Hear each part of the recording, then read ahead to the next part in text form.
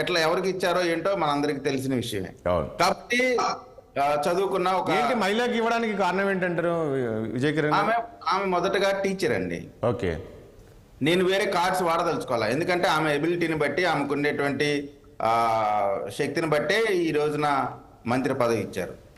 ఇప్పుడు వెంకటరెడ్డి గారు చాలా చెప్పారు డిఎస్సి గురించి, వాటి గురించి. మేము 4,000 రూపాయలు పెన్షన్ ఇమ్మీడియట్ గా ఏదైతే మేము సూపర్ 6 అన్నామో, ఏదైతే కమిట్మెంట్ ఇచ్చామో అవి ఇమ్మీడియట్ గా ఇచ్చేసాం. 4,000 రూపాయలు రేపు ఫస్ట్ నుంచి వచ్చేటువంటి కార్యక్రమం చేపట్టబోతా ఉన్నాం.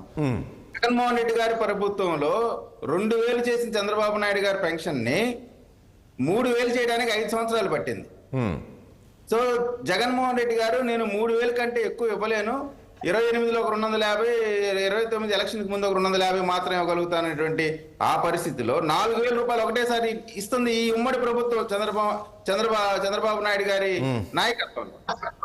సో ఇప్పుడు పవన్ కళ్యాణ్ గారికి రూరల్ డెవలప్మెంట్ పంచాయతీరాజ్ అంటే ఆంధ్రప్రదేశ్ లో పంచాయతీ వ్యవస్థని నిర్వీర్యం చేసి స్థానిక సంస్థల యొక్క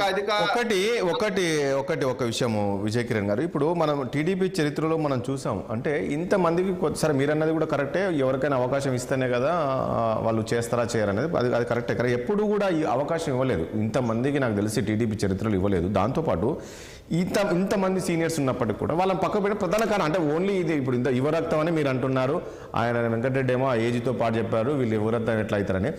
ఏంది చూడాలి, ప్రణాళిక ఏం చూడాలి ఈ రకంగా ఎప్పుడు కూడా లేదు చరిత్రలో, అందుకే మనం చర్చించుకోవాల్సిన పరిస్థితి వచ్చింది. మేము ప్రధానంగా బెట్టింగ్ బంగారు రాజులకి మంత్రి పదవులు ఇవ్వలేదు, లేదు గంట అరగంట బ్యాచ్లకి మంత్రి పదవులు ఇవ్వలేదు, వారు చదువుకున్న వాళ్ళని లేదు వారికి ఉన్నటువంటి లక్షణాలన్నింటినీ పరిగణలోకి తీసుకొని మాత్రమే ఇచ్చాం. మేమన్నా బెట్టింగ్ బంగారు రాజులకో గంట అరగంట మంత్రులకో ఇచ్చుంటే సరే దాని గురించి మనం చర్చించినా దాని ఒక విషయం ఉంటుంది. మేము ఖచ్చితంగా ఉమ్మడి ప్రభుత్వంలో ఉమ్మడి మంత్రివర్గం చక్కగా అందరికీ ప్రజలందరికీ కూడా సుఖ సంతోషాలతో ఉండేటువంటి పరిస్థితి కల్పిస్తాం. రెండోది వయసుకి సంబంధించి చెప్తా ఉన్నారు. అసలు ఏ రోజన్నా వయసు అనేది వైసీపీ నాయకులకి ఎక్కడో అక్కడే ఆగిపోతారు అనుకుంటున్నారు. వయసు ప్రతి మనిషికి, పుట్టిన ప్రతి మనిషి పెద్దోడు అవ్వాల్సిందే. దాన్ని వీళ్ళు ఎంత చులకనగా మాట్లాడతారంటే, గతంలో కూడా చూసాం చంద్రబాబు నాయుడు గారిని ఏ విధంగా జగన్మోహన్ రెడ్డి గారు ముసలాయన అనేవాడు మనం చూసాం. అంటే అనేది ఆ వైసీపీ వాళ్ళకి అక్కడ ఆగిపోతారని భ్రమలు ఉన్నట్టున్నాయి. వెంకటరెడ్డి గారు కూడా వయసుని చాలా చిన్నది చేసి మాట్లాడుతా ఉన్నారు. సరే వారి విజ్ఞప్తికి అది వదిలేస్తా ఉన్నాం. కాబట్టి లేదు కిరణ్ గారు, నేను యువ క్యాబినెట్ అంటే అందరూ 50 ఏళ్ళు పైన 16 మంది ఉంటే యువ క్యాబినెట్ అంటున్నారు ఏంటని డౌట్. వెంకటరెడ్డి గారు 60 సంవత్సరాలు పెద్ద డిబేటబుల్ వాళ్ళ క్యాపబిలిటీ ఇంపార్టెంట్. అంటే మేము అధికారం చేపట్టిన డిస్కషన్ లో కూడా అదే చెప్పాను, అనుభవం కూడా ఇంపార్టెంట్ కాదండి ఇక్కడ చెప్పాను. అధికారం చేపట్టిన రోజే 16,000 డిఎస్సిని మేము విడుదల చేసాం. మీకు 5 సంవత్సరాలు పట్టింది 6,000 నోటిఫికేషన్ ఇవ్వడానికి, అది కూడా ఎన్నికలకు ముందు ఇచ్చారు, అది కూడా సక్సెస్ కాలేదు. మేము ఎంతవరకు అవకాశం ఉందో అన్ని శాఖలకు సంబంధించి కూడా ఉద్యోగ కల్పనకు సంబంధించి ఏదైతే మేము వాగ్దానం చేశామో అవన్నీ కూడా తూచా తప్పకుండా అమలు చేస్తాం, ప్రజల మన్ననలు పొందుతాం. ఎందుకంటే ఒక పక్క మీ పరిపాలన చూసాం కదా, ఎట్లా చేయకూడదు అనే దానికి మీ పరిపాలన ఉంది, దాన్ని ఎగ్జాంపుల్ గా పెట్టుకుంటాం. మీరు చేసిన తప్పులు మేము చెయ్యం. ఒకవేళ మీరు మంచి ఏమైనా చేసుంటే ఆ మంచిని కొనసాగించడంలో చంద్రబాబు నాయుడు గారు, జగన్మోహన్ రెడ్డి గారు పేరు మీద వచ్చినటువంటి ఈ స్కూల్ యూనిఫాములతో సహా వాటిని ఏమి ఇబ్బంది పెట్టదు. మీరు కంటిన్యూ ఎక్కడైనా భేషజాలకు పోం, ప్రజాధనం వేస్ట్ చేయం. ఇక్కడ మీరు ఎప్పుడు కూడా ఇప్పుడు వాళ్ళు చెప్పేది పైకి ఒకటి చేసేది ఒకటి అంటానికి ఇప్పుడు ఆయన చెప్పిన మాటలను ఒక ఉదాహరణ, స్టూడెంట్ కిట్స్ పంపిణీ మొదలు ఈ రోజు ఆంధ్రప్రభలో వచ్చింది సార్, సాక్షి కాదు. రాష్ట్ర వ్యాప్తంగా ప్రభుత్వ పాఠశాలలో 1వ తరగతి నుంచి 10వ తరగతి విద్యార్థులు కిట్లు పంపిణీ కార్యక్రమాన్ని ముమ్మరంగా చేపడుతున్నారు. దాన్ని ఎవరు సమగ్ర శిక్ష ఎస్పీడి డి శ్రీనివాస్ ఆదేశాల ప్రకారం గత ప్రభుత్వంలో జగనన్న విద్యా కానుక పేరిట ఉన్న పథకాన్ని స్టూడెంట్ కిట్స్ గా మార్చారు. Point number 1. రెండు, కిడ్స్ పై పాత లోగోతో ఉన్న పుస్తకాలు గాని బ్యాగులు గాని పంపిణీ చేయొద్దని ఎస్పీడీ హెచ్చరించారు. అదేమో కానీ నిన్న కాదు ఒకటి వెంకటరెడ్డి సార్, అది ఎట్లా ఉందో తెలియదు కానీ మొత్తానికి చెప్పాలంటే ఆ కిట్లు మనం ధనం అదేంటి ప్రభుత్వ ధనం వృధా కావద్దు, ఖచ్చితంగా పంచండి అని చెప్పేశారు. అది మనం కూడా కొన్ని బైట్స్ తెప్పించాము, అవి మళ్ళీ అది ఎవరు అది మనకి మీడియాలో వచ్చిన వార్త. అదే ఎక్కడో ఒక దగ్గర జరిగిందేమో నాకు తెలిసి. కిట్లు మొత్తం నేను మీకు వాట్సాప్ చేస్తాను సార్. ఆ కిట్లు మొత్తం పక్కన పెట్టమని డైరెక్ట్ గా సమగ్ర శిక్ష ఎస్పీడీ హెచ్చరించాడు. వెంకటరెడ్డి గారు రెండు చెప్తున్నారు, ఒక పక్కనేమో అన్ని పంపిణీ చేయమన్నారని చెప్తున్నారు, రెండో పక్క అదే కిట్లు ఆపమన్నారని చెప్తున్నారు. దీనికి ఎక్కడ ఒకదానికి మ్యాచ్ అవ్వట్లా. సరే ఆ టాపిక్ వేరు. వెంకటరెడ్డి గారు ప్లీజ్ ఒక నిమిషం, మనం సబ్జెక్ట్ మీడియాలో వచ్చింది సార్, కానీ ఎవరు మీరు చెప్పారు కదా పంచాయతీ రాజ్ వ్యవస్థ అనేది నిర్వీర్యం అయిపోయింది కాబట్టి చాలా మన భారతదేశానికి పల్లెటూరులే పట్టుకొమ్మలు. అక్కడ ఆ గ్రామీణ వ్యవస్థలో కావాల్సినటువంటి కనీసం పారిశుద్ధ్య పనులు కూడా చేసేటువంటి పరిస్థితి లేదు. నేను అనుకుంటా ఉన్నాను పవన్ కళ్యాణ్ గారు చాలా పెద్ద బాధ్యతను ఎత్తి మీద పెట్టుకున్నారని నా ఆలోచన. ఎందుకంటే చాలా కష్టంతో కూడుకున్నటువంటిది ధ్వంసమైనటువంటి గ్రామీణ వ్యవస్థ, పంచాయతీరాజ్ వ్యవస్థని తిరిగి గాడిలో పెట్టడం అనేది చాలా కష్టంతో కూడుకొని ఖచ్చితంగా దాంట్లో ఆయన సక్సెస్ అవుతారు. ఆయన చిత్తశుద్ధి.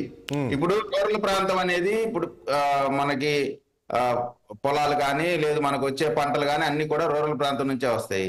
మనం ఈ రోజున తినాలన్నా తాగాలన్నా దాని మీద ఆధారపడి ఉంటాం కాబట్టి చాలా కీలకమైనటువంటి బాధ్యతాయుతమైనటువంటి స్థానంలో పవన్ కళ్యాణ్ గారు ఉన్నారు.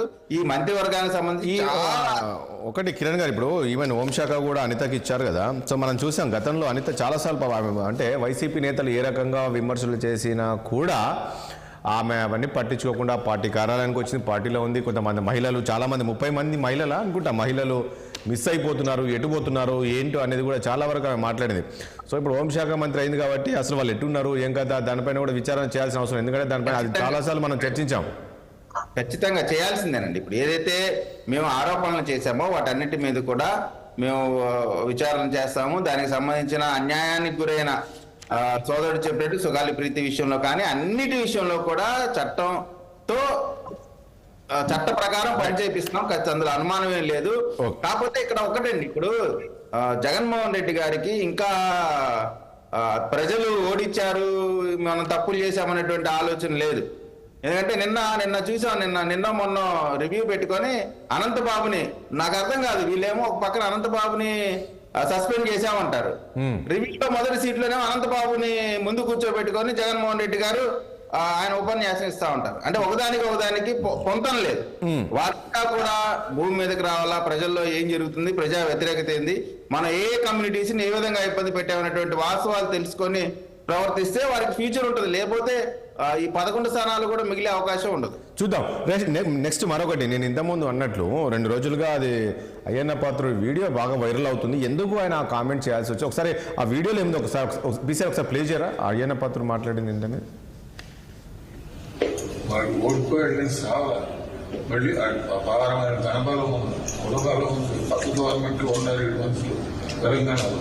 ప్లీజ్ లెక్కలు కూడా మళ్ళీ మొత్తం ఓడిపోయింది చావలేదు, మంచిదే మంచిదే. కొన్ని వేల కోట్లు డబ్బుకు అమ్ముడు కొనాడు లేడు వాడు దేశంలో. ఆ డబ్బు పవర్ స్టిల్ డైలీ రక్షణ చాలా మంచిది. ఓడిపోయాడు కానీ చావలేదు, ఇంతే పావుని చచ్చిపోయి కొట్టరా, పావుని నేను ఎందుకు చెప్పానంటే మీరు చూసాం కదా. ఏంటంటే రేపు స్పీకర్ కాబోతున్నారు అయ్యన్న పాత్రుడు అనేది ఒక చర్చ కూడా జరుగుతుంది. స్పీకర్ చేయబోతున్నారు, ఆయన అనుభవం కథ సీనియర్ నాయకులు అన్నారు. కానీ ఈ టైంలో ఇలాంటి కామెంట్స్ చేశారు, అసలు ఎందుకు చేయాల్సిన పరిస్థితి వచ్చింది, ఏం చెప్తారు మీరు? సరే మీ దగ్గరకు వచ్చాం, విజయ్ గారు మీ దగ్గరకు వచ్చింది, ఒకసారి మనం వెంకటేశ్వర గారి దగ్గరికి వెళ్దాం. వెంకటేశ్వర గారు, ఇదొక్కటి విషయం నేను చెప్తాను, అన్న చెప్తారు. ఒకటి ఏం లేదు, ఇప్పుడు అయ్యన్న పాత్రుడు గారు చెప్పింది, జగన్మోహన్ రెడ్డి గారు కూడా కొంత ఓట్ బ్యాంక్ ఉంది, అది పూర్తిగా ప్రజలకి మంచి చేయడం ద్వారా ఆ ఓటు బ్యాంకుతో సహా పూర్తిగా మనం క్యాప్చర్ చేసి రాబోయే రోజుల్లో పూర్తిగా వైసీపీ పార్టీ అనేది పూర్తిగా ప్రజల్లోంచి పక్కకి వెళ్ళేలాగా మనం కష్టపడి పనిచేసి ప్రజారంజక పాలన చేయాలనేటువంటిది అయ్యన్న పాత్రుడు గారి అభిప్రాయం తప్ప దీంట్లో ఏదో చంపటాలు చావటాలు రాజకీయపరమైనటువంటి అంశాలకు సంబంధించి మాత్రమే అటువంటివి మాట్లాడాము. సో ఇది అంతే తప్ప ఏం చెప్తారు మీరు వెంకటేశ్వరరావు గారు? ఎందుకంటే ఇది ఈ రకమైన కామెంట్ చేస్తే తప్పుడు సిగ్నల్స్